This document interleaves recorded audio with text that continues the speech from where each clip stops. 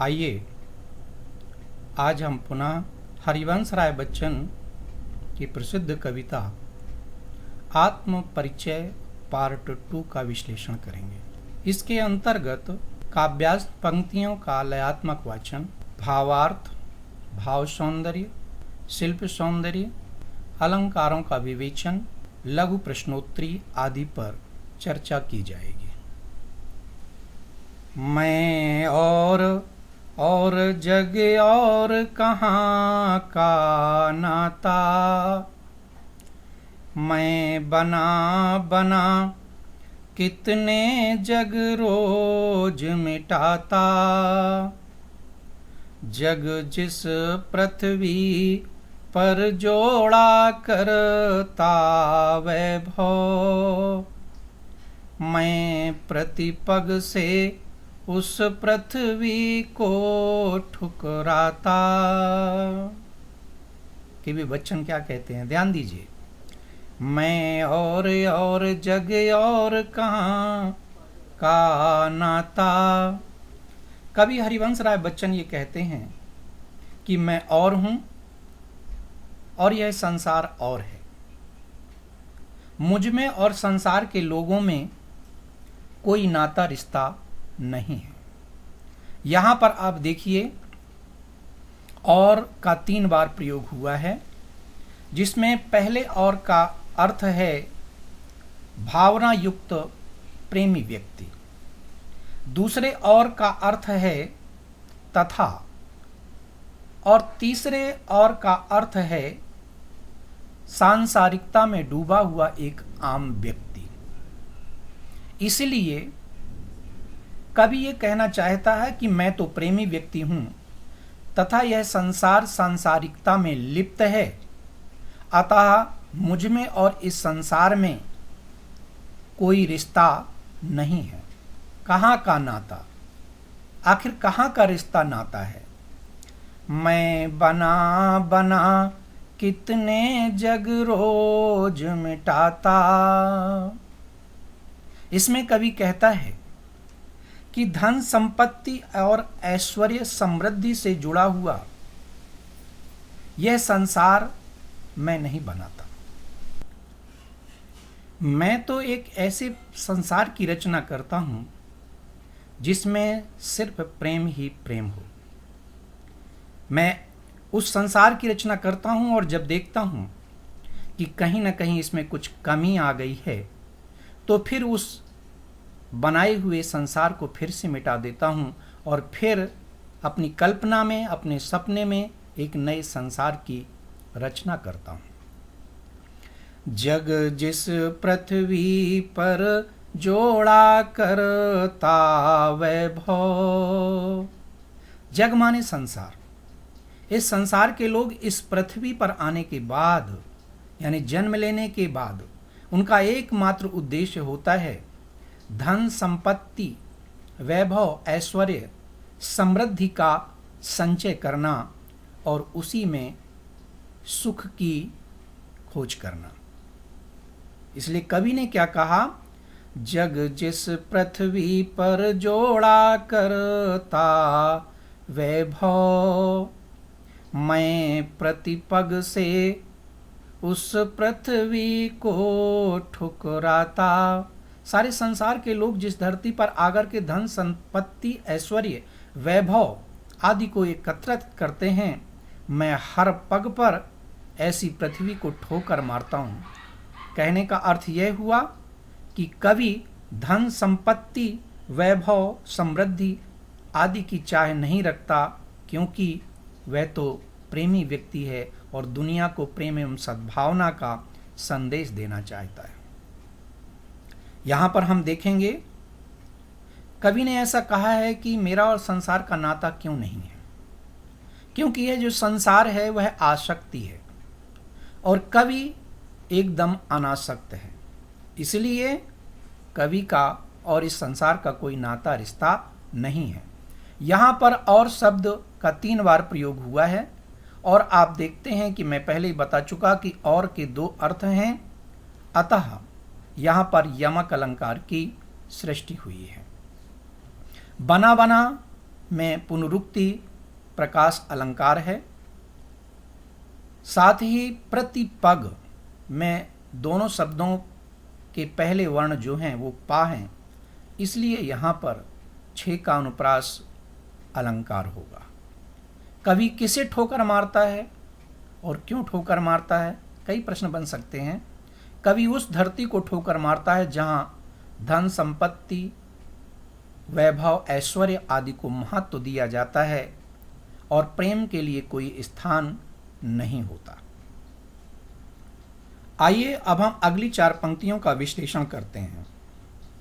मैं निज रोदन में राग लिए फिरता हूँ, शीतल वाणी में आग लिए फिरता हूँ, हों जिस पर भूपों के प्रसाद न्योछावर, मैं वह खंडहर का भाग लिए फिरता हूँ। कवि कहता है मेरे रुदन में भी राग यानी प्रेम नजर आता है।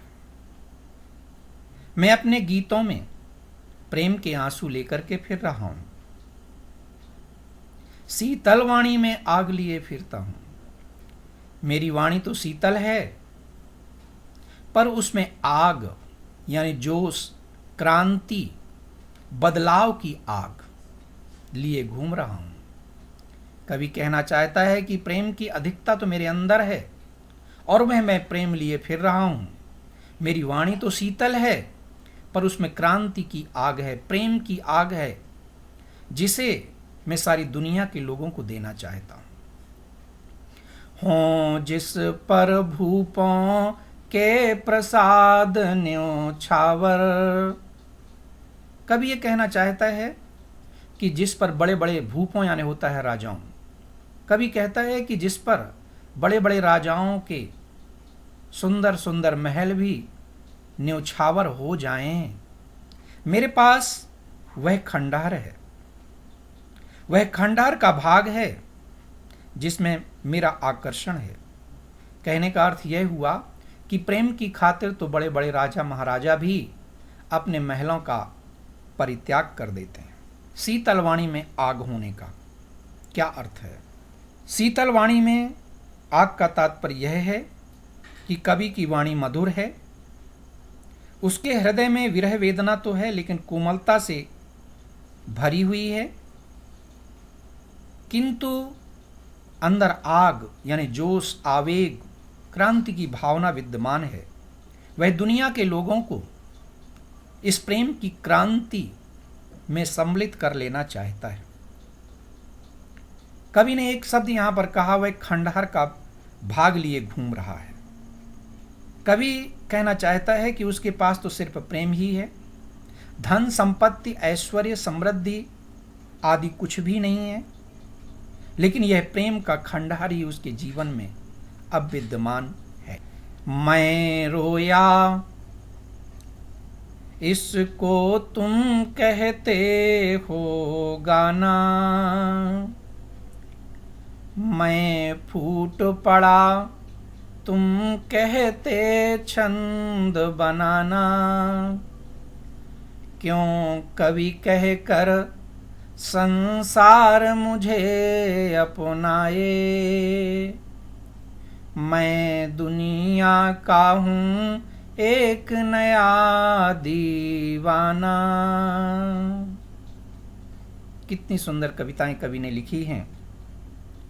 कवि कहता है कि जब प्रेम की अधिकता के कारण मैं रोने लगा और गीत की रचना किया, तो इस संसार के लोग कहते हैं कि कवि ने कितने सुंदर गीत की रचना की है।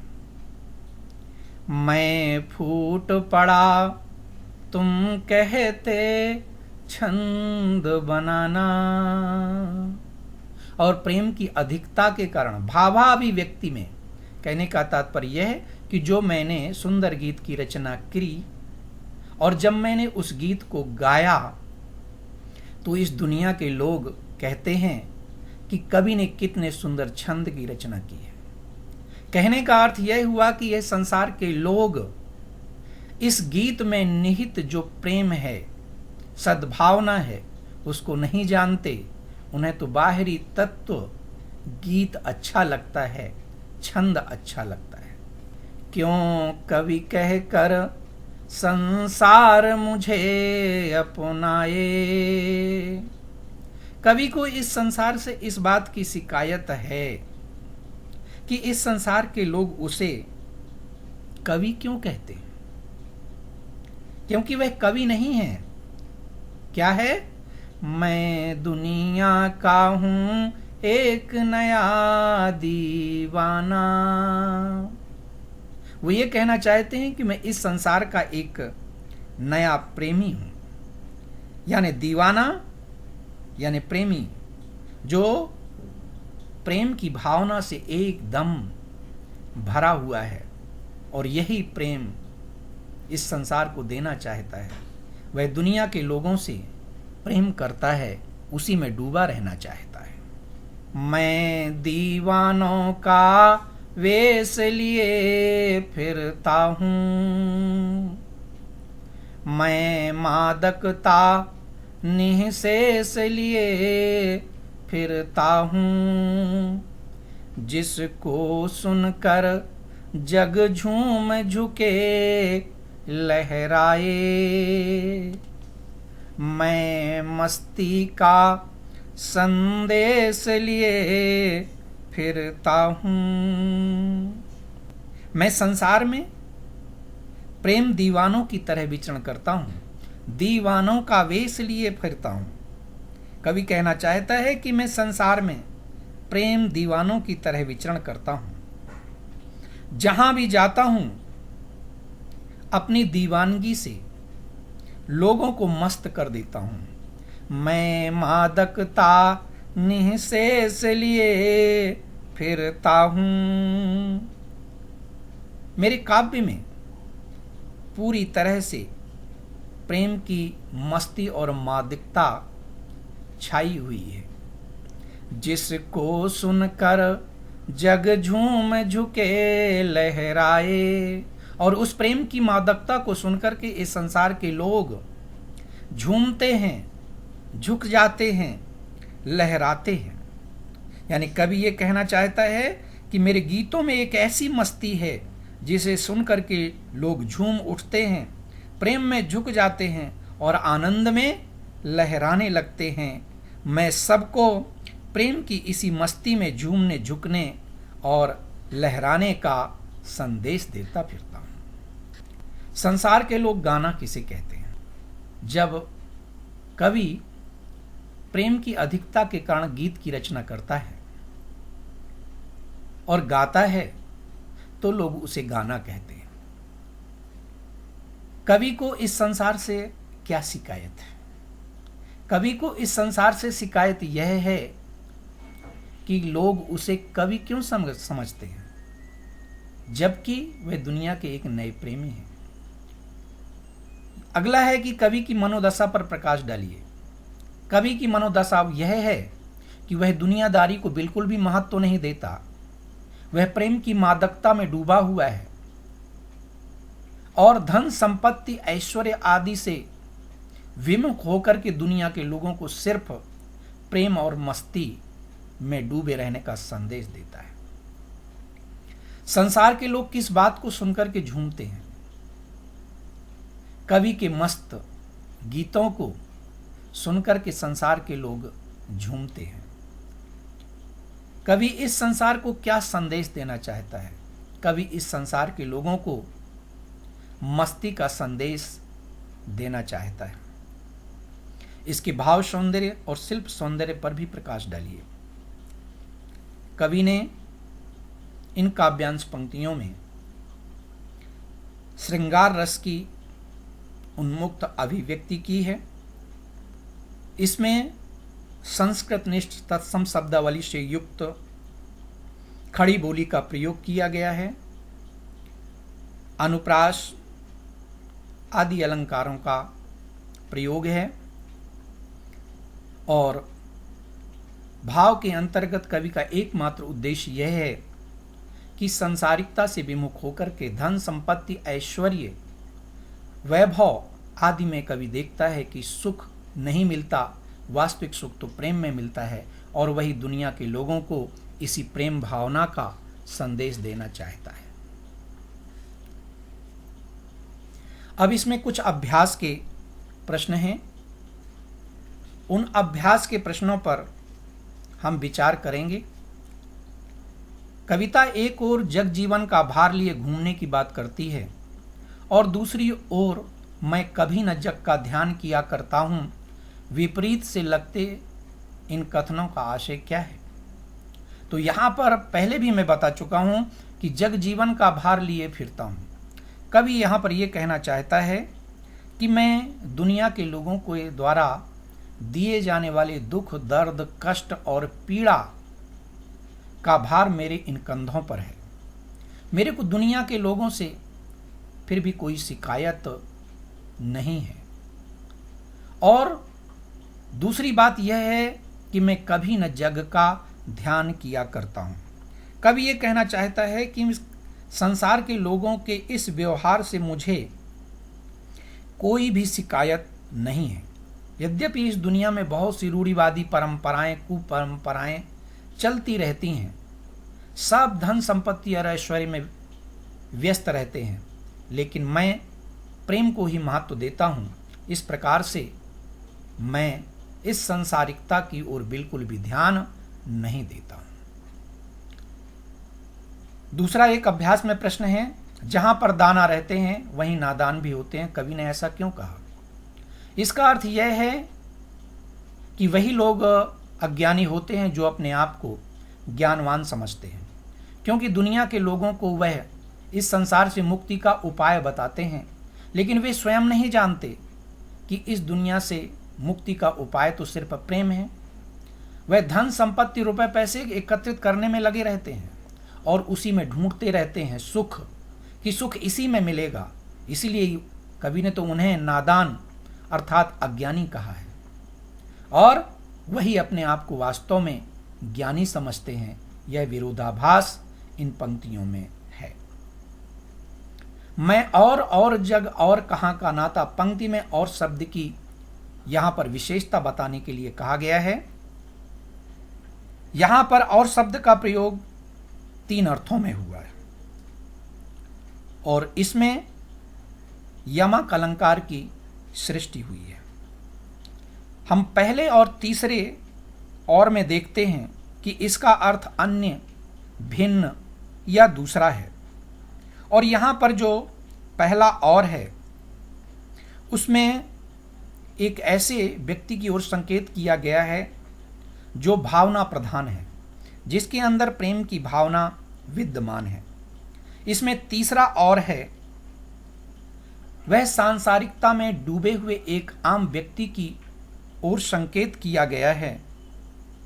यहाँ पर जो दूसरा और है उसका अर्थ है तथा।